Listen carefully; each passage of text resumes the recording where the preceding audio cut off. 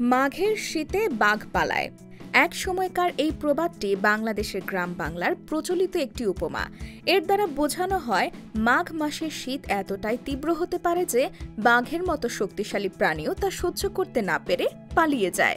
তবে বর্তমান বাস্তবতা হচ্ছে জলবায়ুর ব্যাপক পরিবর্তনের নেতিবাচক প্রভাবে বাংলাদেশের আবহাওয়া সম্পূর্ণ ওলটপালট হয়ে গেছে।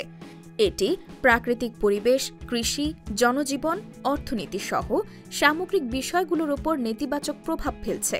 ফলে শীতকাল বা মাঘ মাস জুড়ে হাড় কাঁপানো শীতের অনুভূতি দূরে থাক, বরং মাঘ মাস শেষ হওয়ার আগেই শীত শেষ হয়ে গেছে।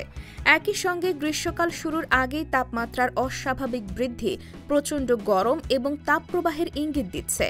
এমন অবস্থায় গত 2 বছরের মতো এবারও দীর্ঘ সময় জুড়ে গ্রীষ্মকাল ও বর্ষাকাল চলমান থাকার সম্ভাবনা রয়েছে।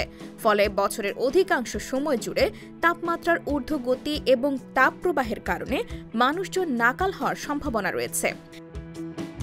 একই সঙ্গে চলতি মাসের মাঝামাঝি সময় থেকেই তাপমাত্রা বেড়ে যাওয়ায় গ্রীষ্মের মতোই গরম শুরু হতে পারে বলেও মনে করছেন আবহাওয়াবিদরা।